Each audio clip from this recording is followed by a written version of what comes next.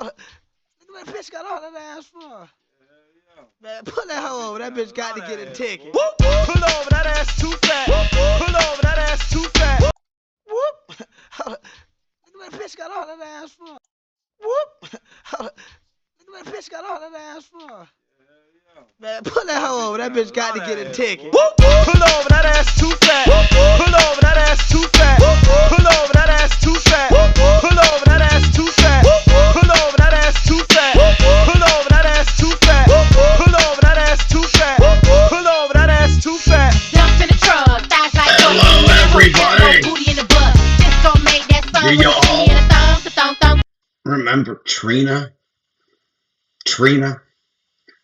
I actually have on my phone, I have a thing where I can just set it so that it's a random song every time that I wake up, okay? Every time my alarm goes off. And so the other day, and I have an alarm that goes off, 5:50 a.m. and then again at 6. And the one at 5:50 a.m. was The Wreck of the Edmund Fitzgerald by Gordon Lightfoot. And then at 6 a.m., it was Pull Over by Trina. Whoop, whoop, pull over that ass too fat. Whoop. What a complete difference in that. But I actually, I had somebody that said, now that I'm not wearing a hat anymore, they said, nice haircut. Thank you. It's a $9 Walmart haircut.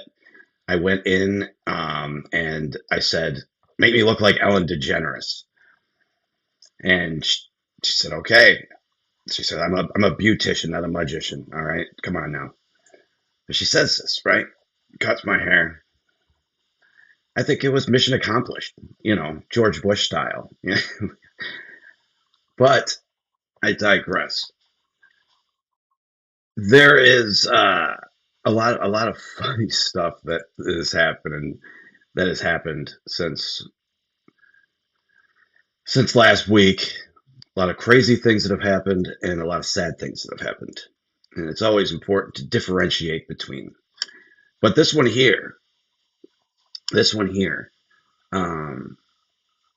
U.S. this morning, we just got news that the U.S. attacked the crown jewel of the Iranian fleet. It's where they do all their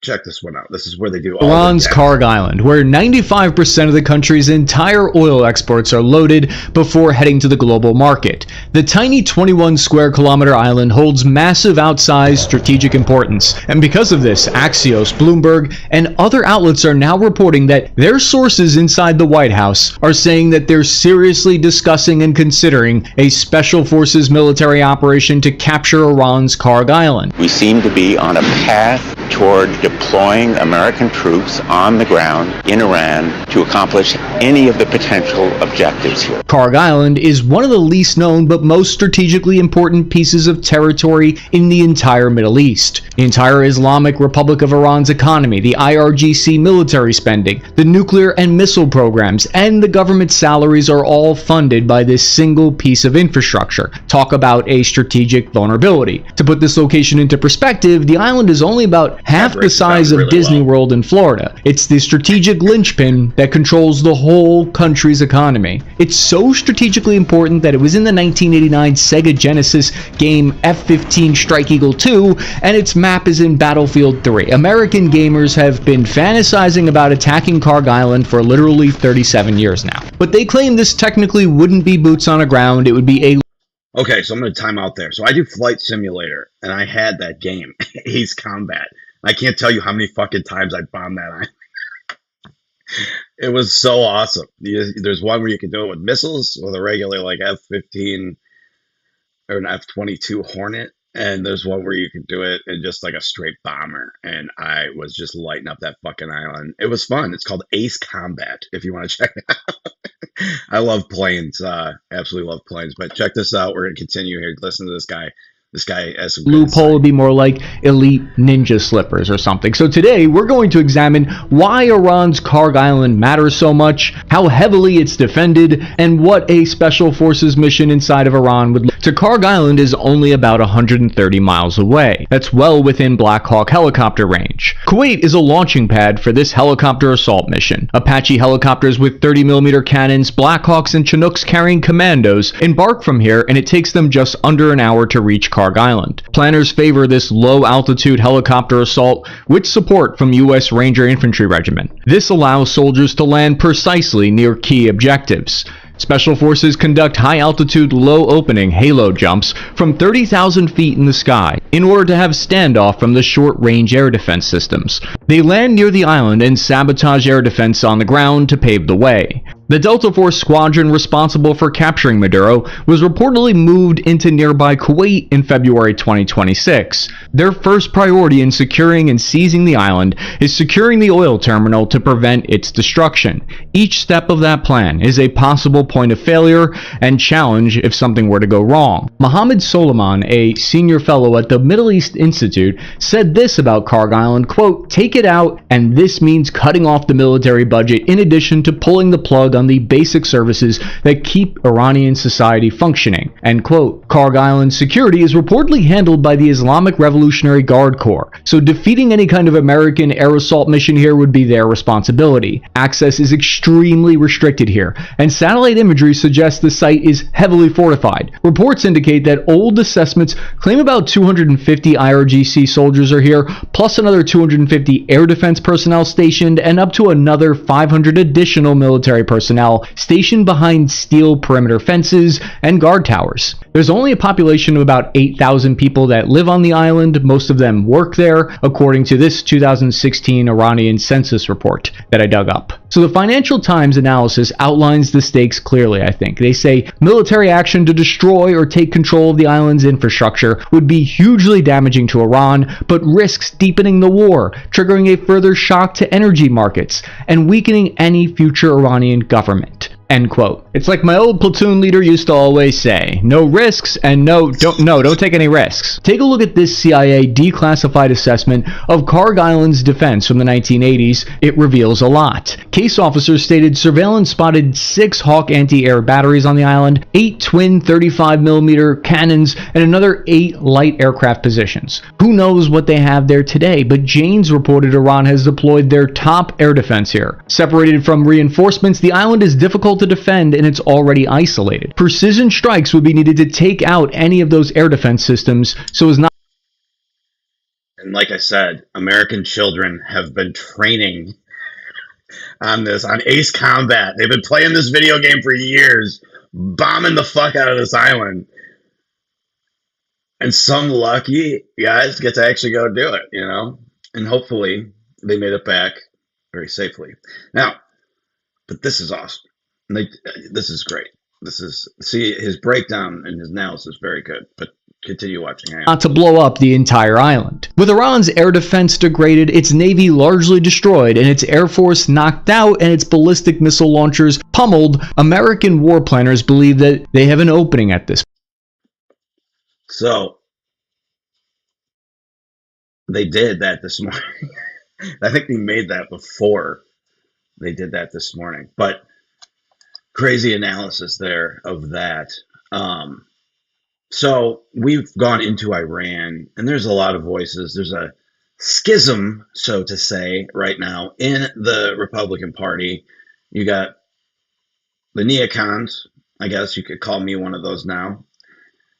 I am not a neocon. I fucking hate those motherfuckers. But I think Iran was necessary. I think a lot of people agree, majority, once they know the facts of how oppressive the Iranian and the IRCG are to their citizens. But the president did this because he's a Christian man. And he decided that it was time to help the Iranian people, if there was ever an opportunity to liberate their country. This was one of the problems during the Kennedy administration. John F. Kennedy had he actually backed up the Bay of, the storming of the Bay of Pigs, it could have been a completely different story for the Cubans. But the president now, President Trump, who actually has balls, cojones, this guy is out there making a difference because he knows that God put him there to do a job, whatever that is. Everybody has their own calling. But to call what the president's doing right now is evil is crazy. And it's crazy lunacy. Like, I think it's safe to say that even if you are somebody who's against war, you would still want our troops over there to do well and to win and to come home. But the Democrat Party right now, they are out there cheering against everything that's going on. They're cheering against America winning this conflict, this war. So it's a war for Iran. It's a conflict for us. Let's be honest. This is nothing. Our gas prices went up. That's about the effect that we are going to feel as American citizens. But you got people out there right now that are saying some pretty weird stuff on the conservative end. From Candace Owens to, listen, Candace Owens talking about Erica Kirk. It's like, oh yeah, she's saying how shitty this, Erica Kirk is, Candace Owens is. And it's like, okay, so what? So what? Wonder if somebody had a bad past and they were redeemed by Jesus Christ. Who am I, or who the fuck is Candace Owens to make that judgment on somebody? And then to publicize her husband's assassination and murder that everybody saw. And I had told my dad after, the Charlie Kirk assassination, my dad is a huge Kennedy fan. In his basement, he's got big Kennedy posters. Of John F. Kennedy and also of Bobby Kennedy. But I told him, I said, listen, I am never going to make a Kennedy joke again because of how I felt after Charlie Kirk was assassinated. I was devastated, especially seeing the way he passed away. It was so violent and gruesome, and nobody deserves that. But my point of this is, who in the hell are these people to publicize Erica Kirk and what she's going through? You got people on the Democrat side attacking Erica Kirk because she wore leather pants to her husband's funeral or whatever you wanted to call it.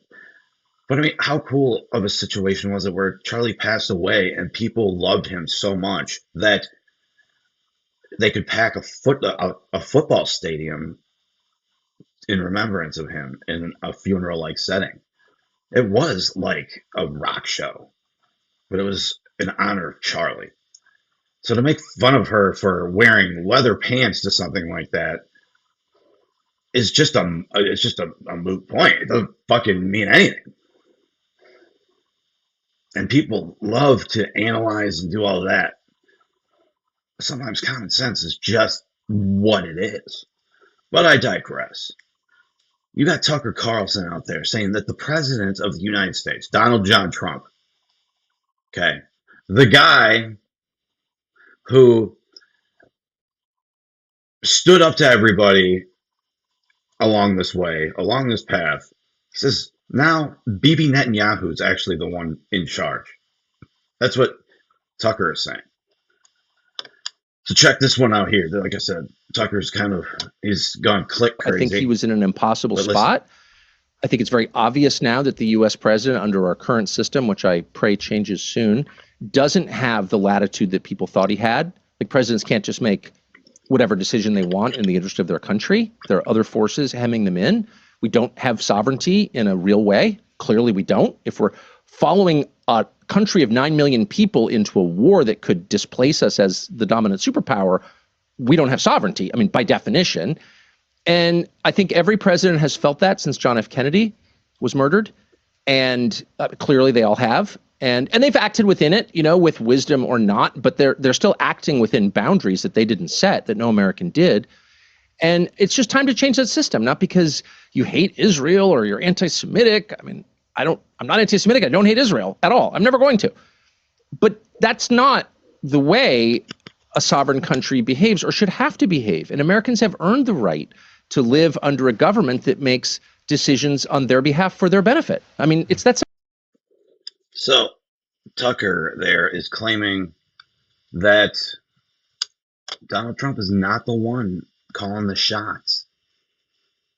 So first he's uncontrollable. He's going to do crazy things. He's mad. Now, he's controlled by the Jews. Talk about scapegoating. Now, Piers Morgan, who it seems like he's on the side of Ben Shapiro, but Piers Morgan's kind of stick it, the Brit that can't fucking say anything. He doesn't criticize, however, is Israel, and he routinely gets very upset when other people do.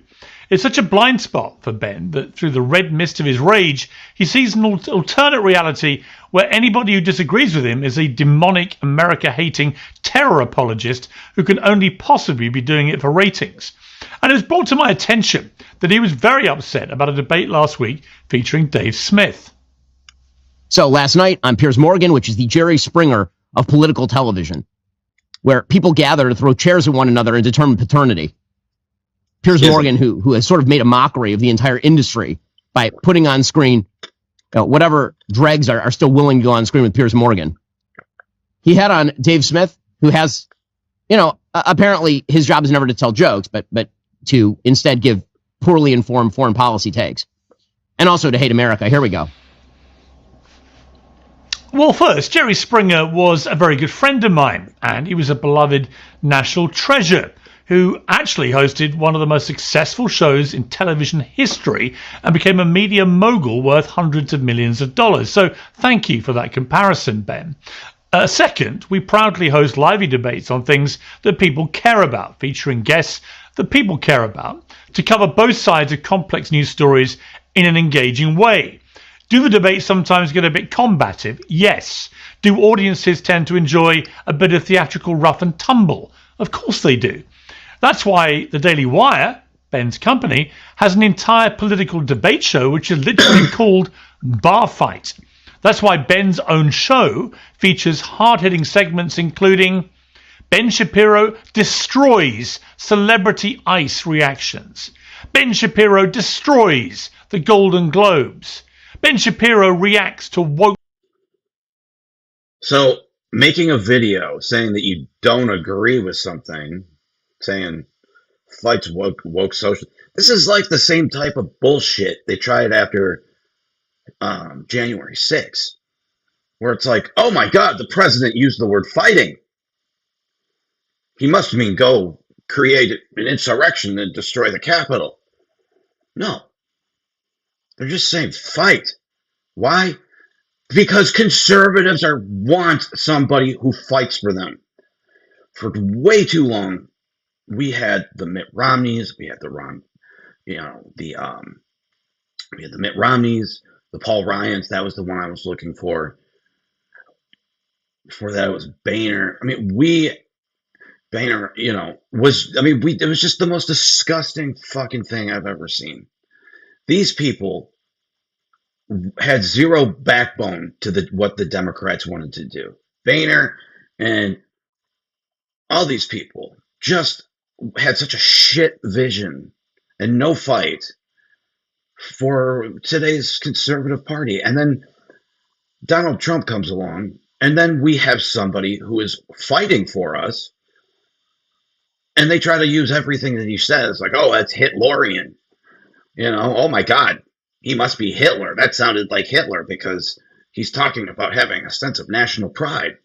Well, yeah, he didn't say go fucking do a Holocaust and a genocide of millions of people, but hey, these guys are not honest.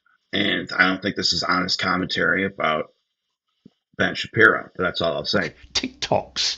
Ben Shapiro reacts to woke socialist TikToks. Ben Shapiro reacts to woke religious TikToks. Oh my. And when it comes to humiliating the industry, please tell me why the Pulitzer Prize Committee did not reward Mr. Shapiro for this masterpiece. What the Run.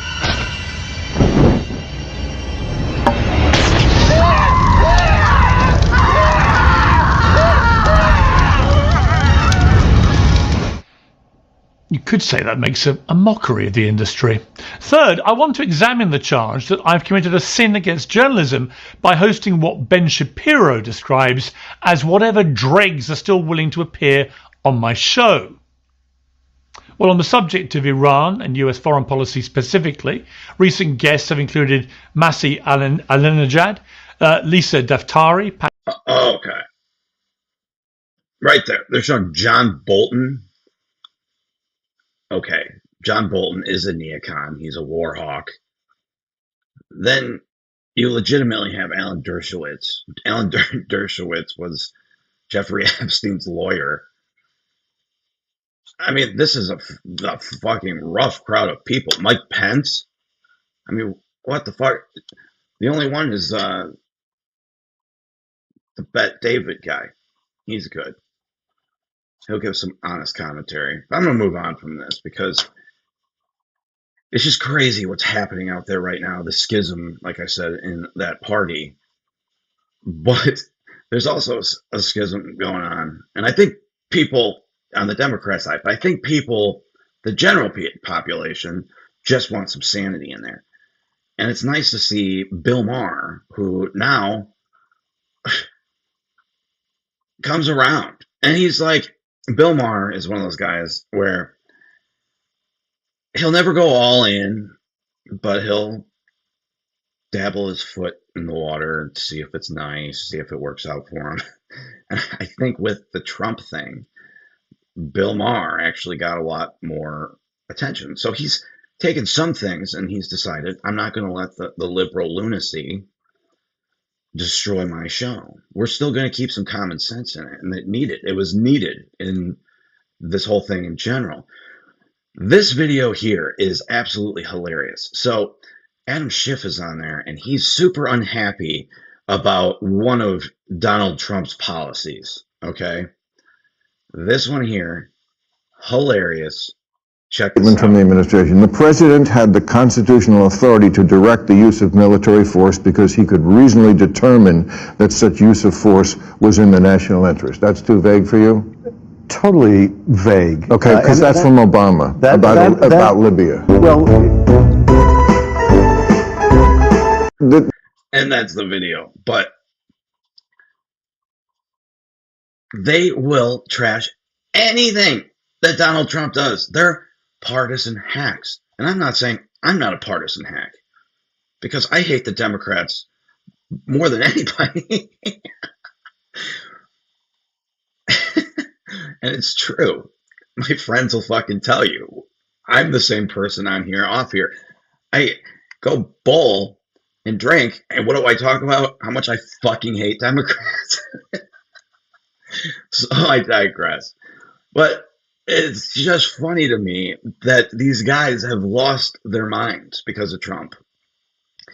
Doesn't matter what the policy is, doesn't matter who it is. And Bill Maher just proved that. The Adam Shifty Schiff is insane.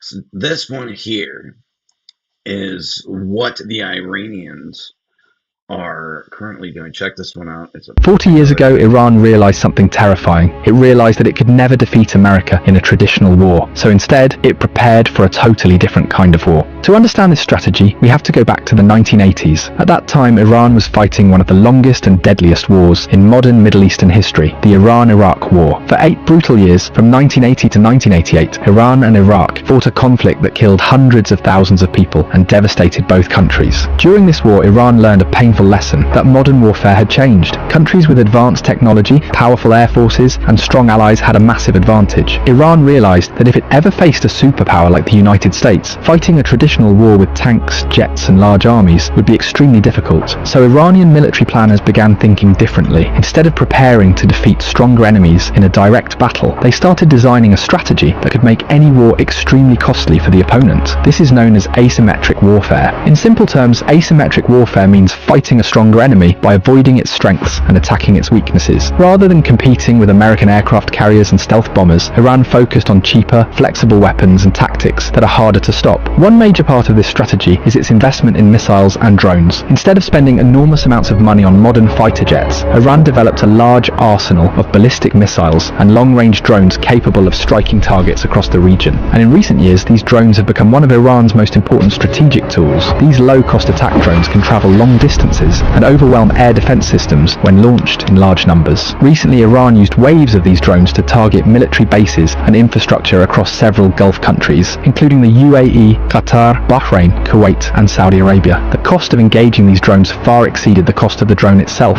so this way Iran is mathematically bleeding these rich Gulf countries. Now, another key pillar of this same strategy is Iran's network of allies across the Middle East. Over the past few decades, Iran has built relationships with armed groups in several countries, including Lebanon, Iraq, Syria, and Yemen. These groups act as Iran proxies. And those proxies are still the ones that are shooting the missiles at Israel. And they shot a cluster one that actually got through some of the dome. And there was a lot of bad footage. We'll get to that. But right now, Iran has been completely neutered in terms of their military. They have none. They don't have a navy. They don't have an air force. They have nothing. The IRCG is completely decapitated. And they don't know if their fucking new guy, Khamenei's son, they don't know if he's alive, disfigured, or who's calling the shots. It's like the Biden administration, only Muslim style. So, I digress. That's who's still shooting missiles at Israel right now.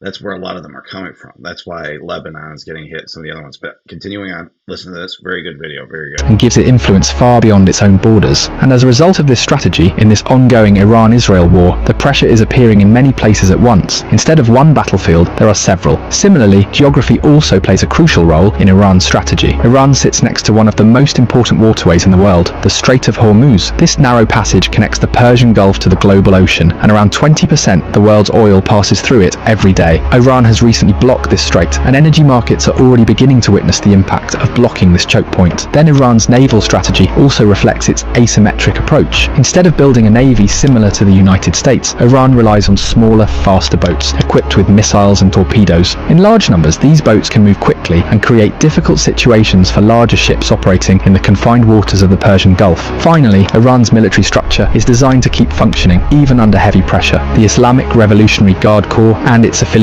forces are organized in ways that allow different units to operate independently if needed. This decentralization means that even if some leaders or bases are targeted, the broader network can continue functioning. And this is exactly what is happening currently. The termination of Ayatollah Khamenei and other top leadership had little impact on Iran's retaliation activities. When all these elements come together, a clear strategy appears. Iran's goal is not to defeat the United States in a traditional military sense. Instead, its strategy focuses on making this war so complex, so costly, and so unpredictable that continuing the conflict becomes politically and economically difficult. In other words, Iran's strategy is not to defeat the United States. It is to make this war so expensive that the United States eventually loses it politically. And that's the game plan. That's what they're doing right now. That is what they're trying to do. That's why they're trying to shut down that Strait of Hormuz.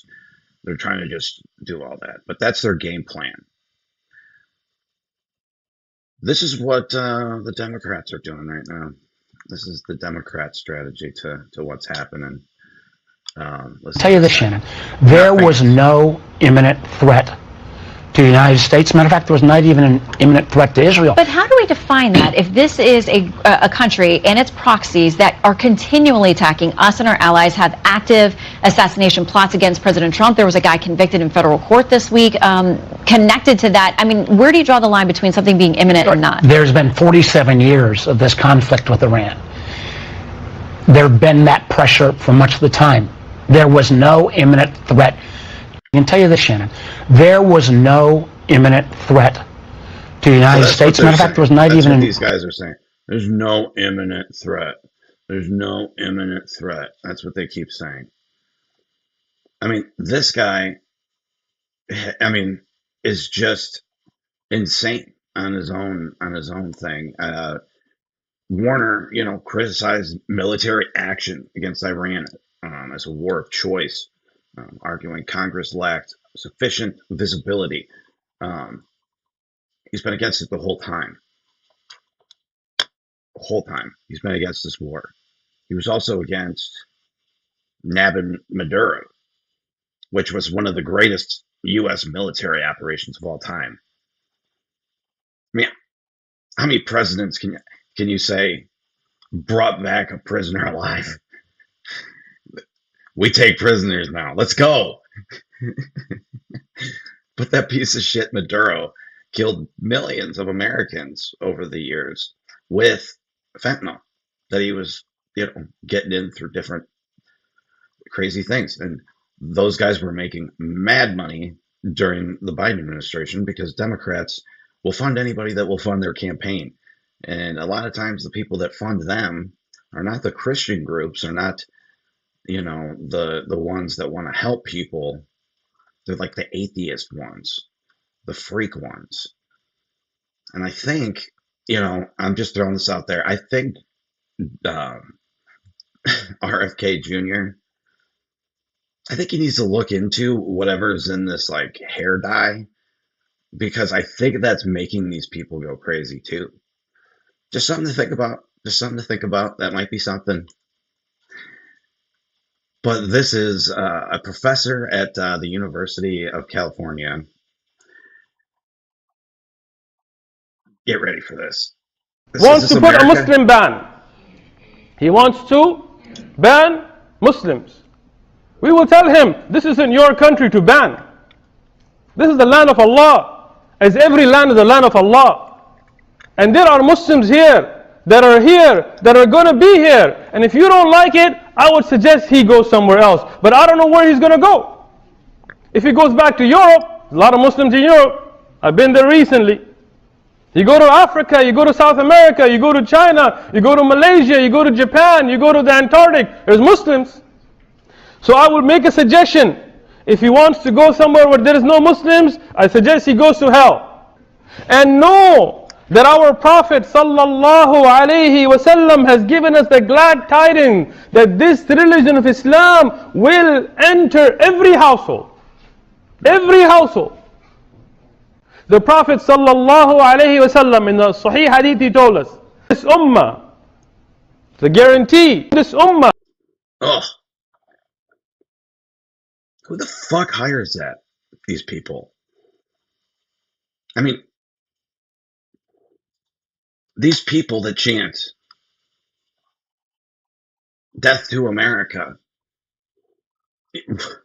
why are we letting them in the fucking first place? These people do not like us. Muslims do not like us. They come here because we're a Christian country. We're accepting. We're going to help them. We're going to give them money. We're going to feed them because that's what Christian nations do. And Americans have the biggest hearts. We do. We really do. We are the most generous people in the world. But the argument has always been, if I go out and I make money and I decide to take some of that profit that I could go spend wherever I want, and I give that to somebody and I don't have to, that's the definition of charity. But if I am forced to give over parts of my paycheck with a gun put to my head, aka the IRS, it's a different story. But I digress. We're going to continue on here. But that's a professor at the University of California. Trashing the United States. Get these people the fuck out of here. Okay? Get them out. Deport them all. And if there was any fraud in the naturalization process, denaturalize them, and then get them the fuck out. That's the way it needs to be. I'm sorry. But I say this because there is a schism in the Republican Party right now. You have people that are, you could say, pro Iran war and people that are against the Iran war. Like I said, both can be true. You can have both viewpoints and still be a conservative.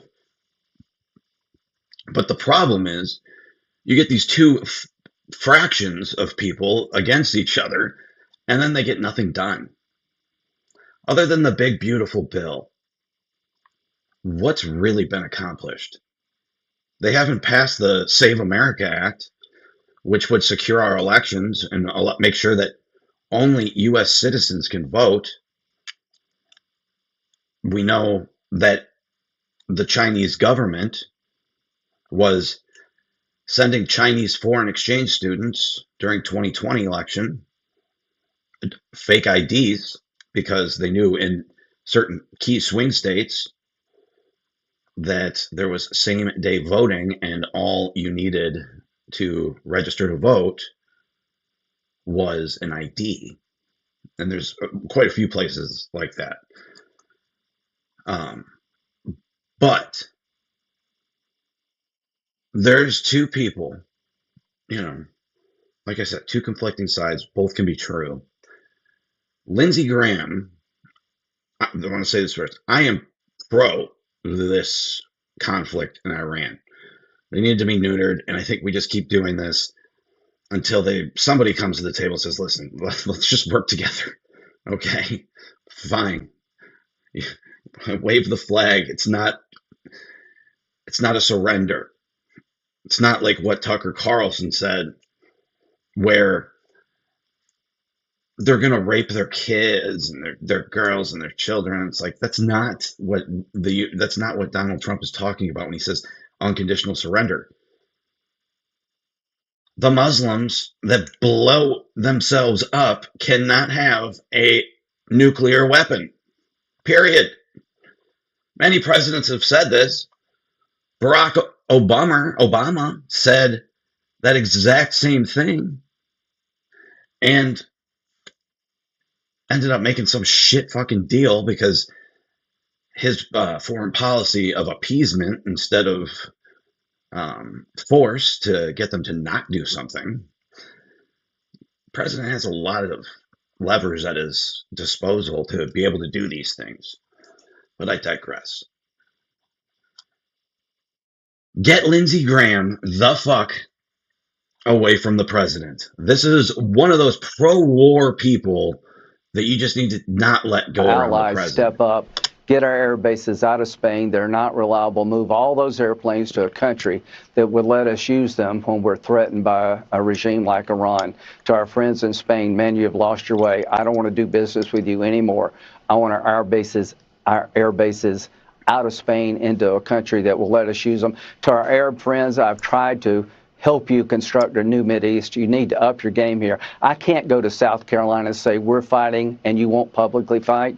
What you're doing behind the scenes, that has to stop. The double dealing of the Arab world when it comes to this stuff needs to end. I go back to South Carolina. I'm asking them to send their sons and daughters over to the Mideast.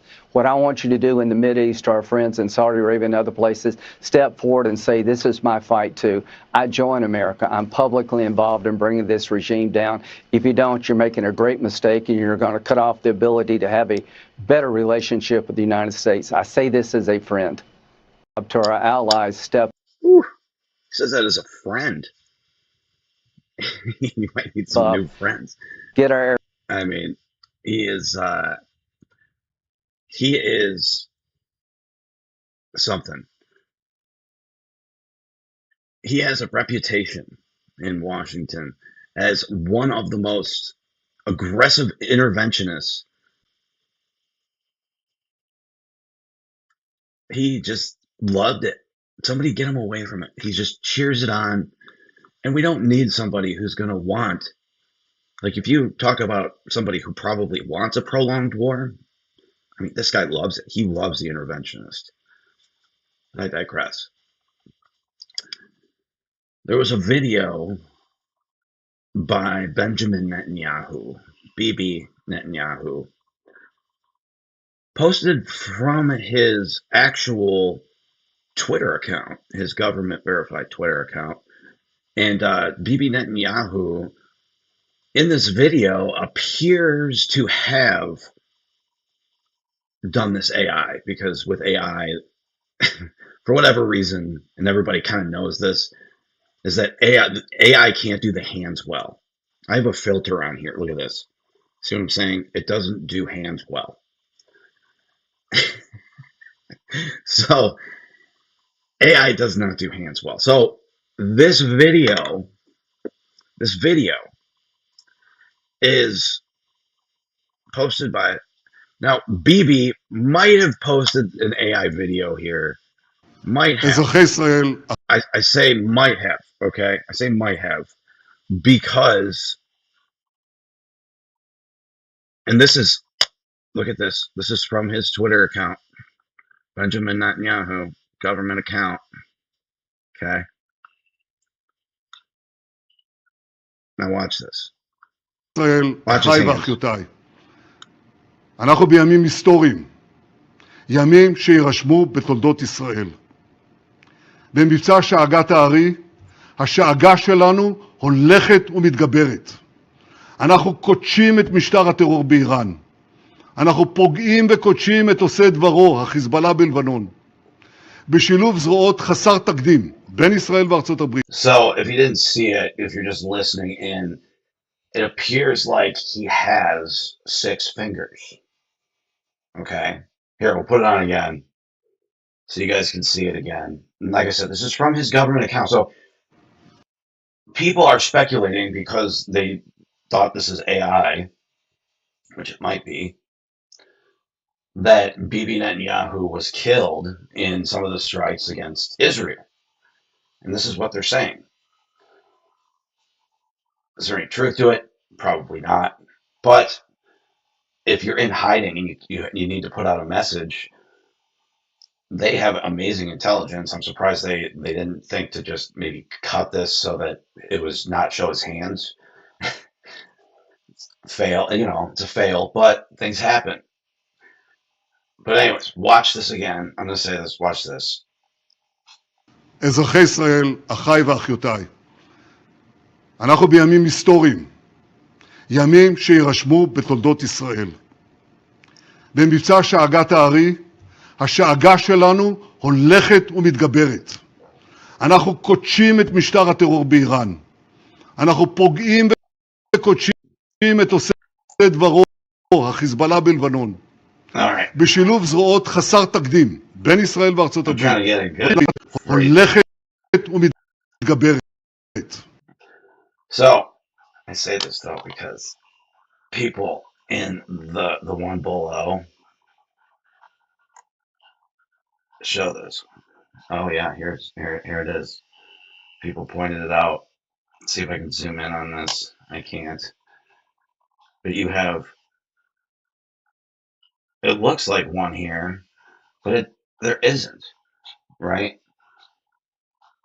1, 2, 3, 4, 5. So that one doesn't show anything, but that's like one of the ones that they're showing. And the closer you look, yeah, I don't know why they're even saying this. 1, 2, 3, 4, 5. 1, 2, 3, 4, 5. 10 fingers. So people keep talking about this. I mean, does the man have weird hands? Yeah. Things were fucking huge, man. I don't know. But you got that people, that being said, that he's that. But check this one out. So this is another one of like the far, as they would say, right. I don't even know if he's right anymore. But Nick Fuentes, listen to this shit. This guy's crazy. And I don't want to give him any air. But like, does this guy sound like he's pro-Trump? Does it sound like he was ever pro-Trump if he's saying this now? I'm somebody who has voted for Trump all 3 times he won. But listen to this. Listen to this piece of shit who claimed to be a friend of the president. And that's why I said I'm rooting for Iran to win this strategic victory. I saw some people didn't like that. People didn't like that I said I'm rooting for Iran. Let me tell you why I'm rooting for Iran. Some people say, well, I can understand being against Israel, but being in favor of Iran? I used to be like you. I used to think that way. People say, well, they still chant death to America. They're still our enemy.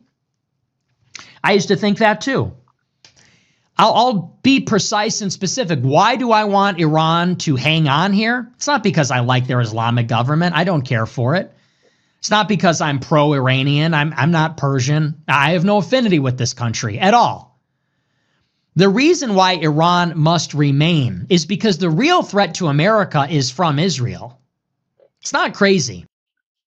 See what I'm saying? Like, and this is the type of voice that like Tucker Carlson started having on. There was a big controversy about it when Trump was running for president. Somebody brought Kanye in there. And when they brought Kanye in there, Kanye brought Nick Fuentes to meet the president. You can imagine that riled up a few feathers, right? That probably rubbed some people the wrong way. And it did. And I think Trump chose a side. He chose Israel. Because it's the right fucking thing to do. Think about this. After 9/11, our greatest ally in the Middle East was Israel. They are incredible at covert intelligence operations. See, much like the United States taking in all sorts of third world immigrants, Iran took in 2 million Afghan refugees. Well, when they did that, they had a very big displacement of poor people that could not afford anything, couldn't do anything.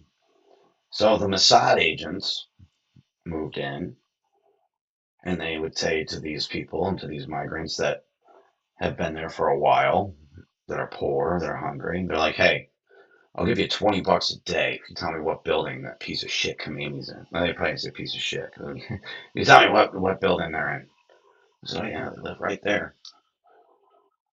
And they did this for years. So my point of this is, you have any foreign exchange student, somebody who does not pledge their allegiance to the United States of America, one nation under God, indivisible, and with justice for all. If you can't pledge that, you probably do not belong here. But, and somebody said this too to me on Twitter, because somebody put up a post about Tyler Robinson, the guy who killed Charlie Kirk, and I said, this guy deserves no rights.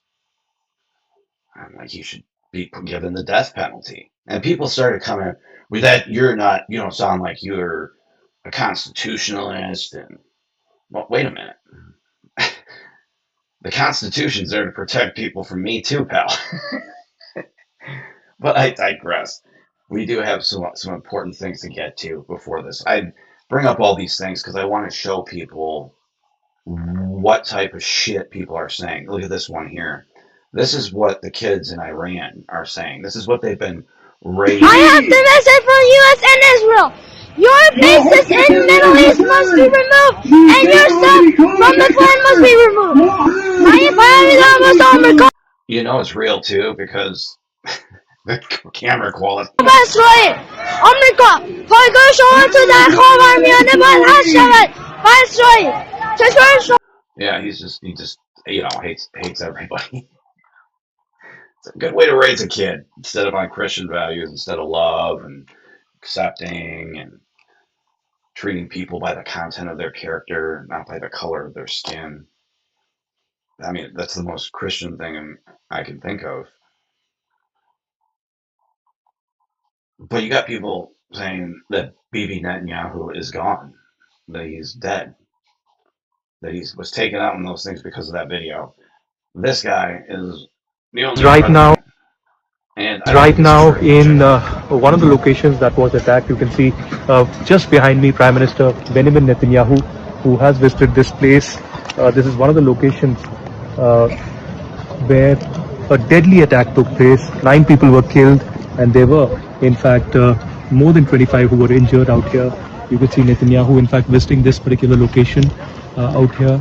And this is the latest that we are picking up in Bet Shemshesh, where, in fact, these are the visuals of the. Right now, in one of the locations that was attacked, you can see just behind. So that's what they're saying, right? They're saying that that's where Benjamin Netanyahu was hit. It's bullshit. He's alive. I mean, I just showed you his hands, the whole thing. He's got weird paws, and maybe something like this, where it's like a screen. That shit will happen. Anyways, continuing on because we're running out of time. Might go a little over today. Got a lot to cover. I wanted to bring up some patriots out there. I don't know their names. I haven't done enough research on it because we had our own terror attack here in Michigan. But there was a terror attack on Old Dominion University, and we pray for the victims. We pray for their families. It is a tragedy. But this Muslim man walked in, screamed Allahu Akbar, and started shooting students. This is the press conference.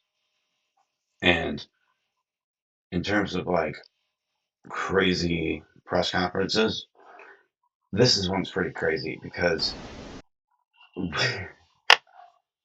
and I'm not sure if this is the clip that actually shows it, but they were like, well, what happened? The reporters in this press conference on this were, well, what happened to the shooter? And she said, well, there's no easy way to say this. He is no longer alive.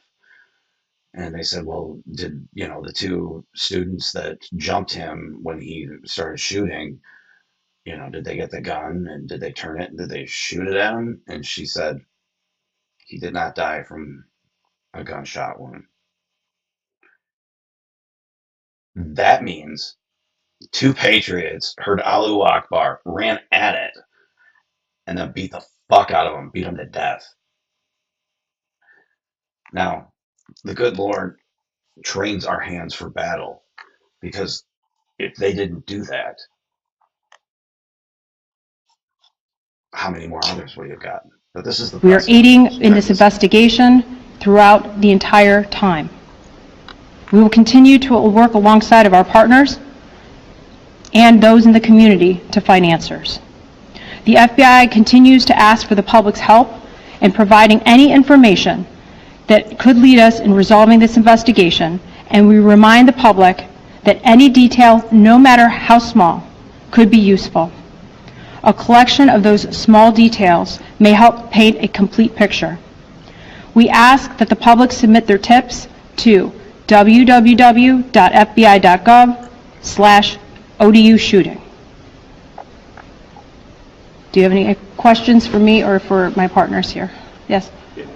With still little details that we know about this shooting so far, how are we able to confirm that this was an act of terrorism? How it was an act of terrorism? I can tell you that we have confirmed reports that prior to him conducting this act of terrorism, he shouted or stated Allahu Akbar, and he was formerly a subject of an FBI investigation in material supporting terrorism. So that was the presser. That wasn't the one that I told you about, but nonetheless, part of the presser. But they are, in fact, calling it an act of terrorism, because it is. Now, I found this. Now, we also had a terror attack in Michigan, which is where I have, quite a things to go over. But what happened there was very, very sad. there has been reporters actually sticking up for the guy who drove his car into the Temple of Israel. It's disgusting. But they have reporters there that are sticking up for this bullshit. You know, people just want to go there and worship. I heard that at this temple in Detroit, because I know people that actually go there, that there's 3,000 families. 3,000 families that go to that church. 3,000 families. That means there's more than 3,000 people that go there. So you have this guy who drives his car in there and then shoots himself and then tries to set the thing on fire. Now, it was an act of terrorism, and the good Lord blessed everybody that day that there was quick acting security, and God truly acted, as they said in Psalm 144:1, right? Blessed be the Lord my strength, which teacheth my hands to war and my fingers to fight. Well, the security there is the one that really made the big difference. But with all this going on, we find out that the guy who drove the car into it was from Dearborn, Michigan. Anybody that lives in Michigan knows what a shithole Dearborn, Michigan is, because it's been flooded and overran with Muslims who, well, check this out. This is what Dearborn, Michigan looked like from that. Check this out. This is.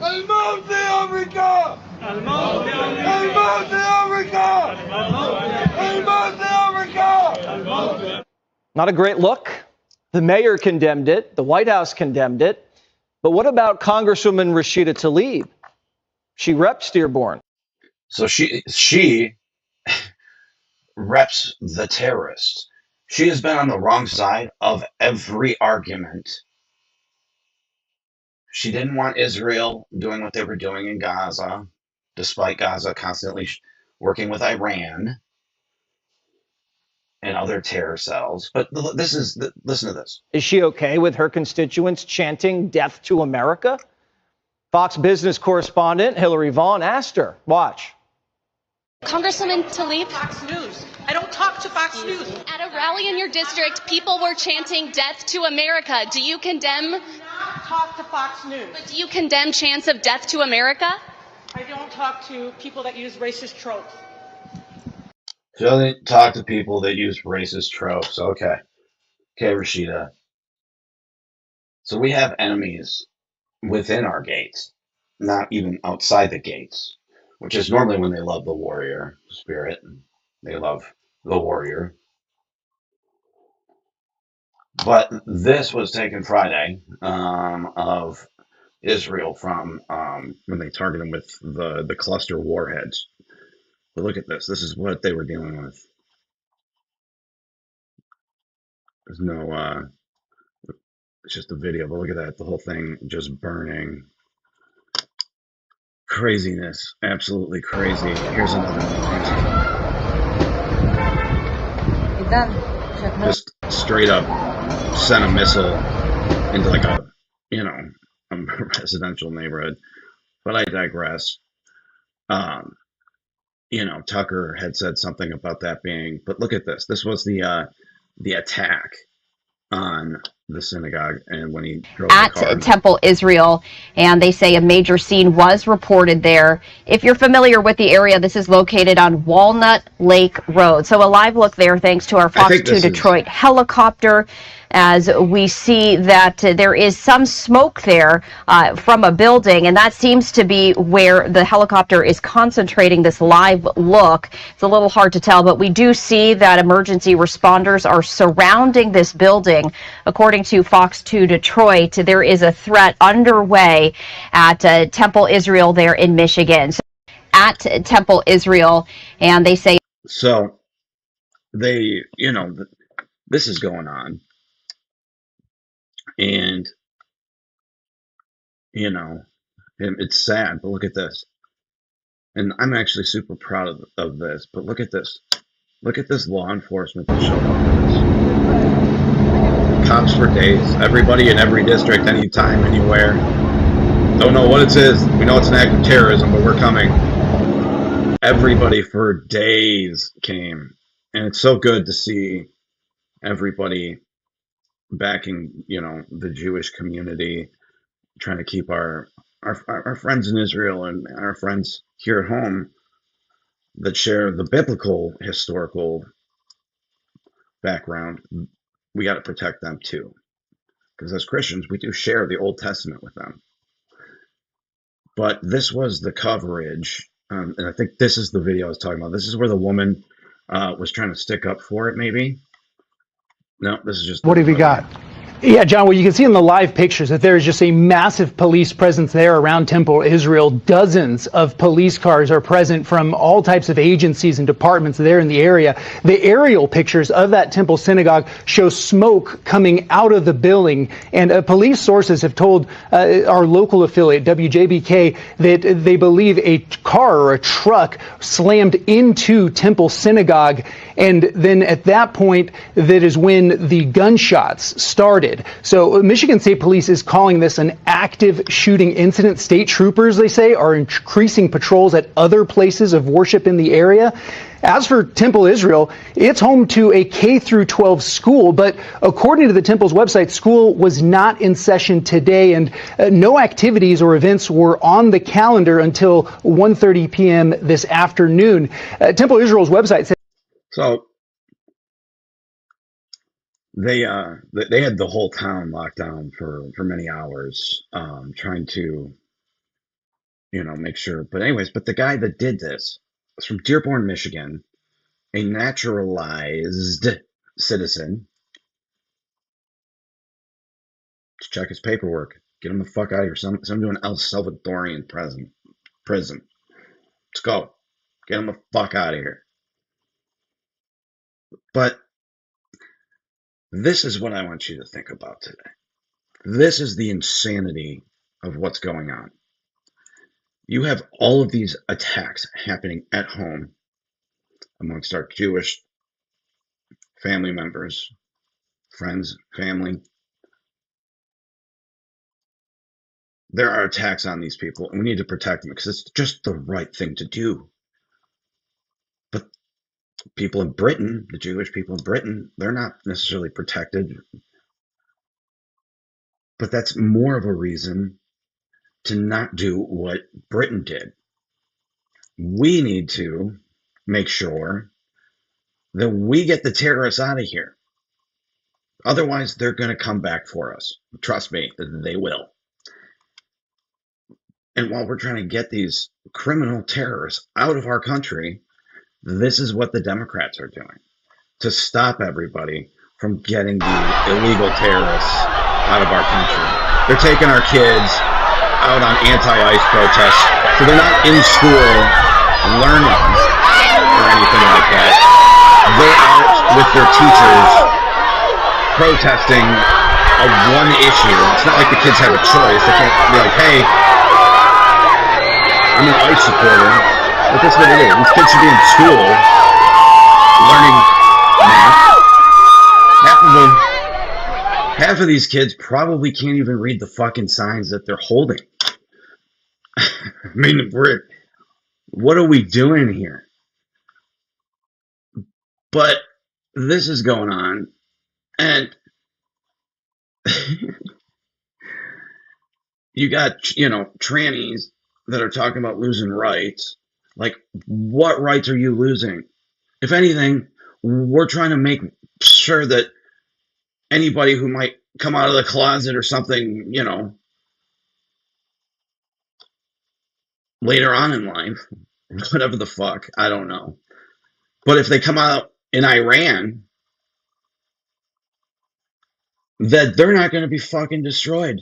Tossed off a 2-story building, 3-story building. It's a freedom issue.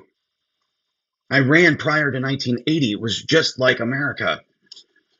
And now you've got same type of deal. You have all these illegals that do not pledge allegiance to the United States of America, one nation under God. And this is what they're out supporting. I mean, they don't want to get deported. So look at this. This is what liberals are doing right now.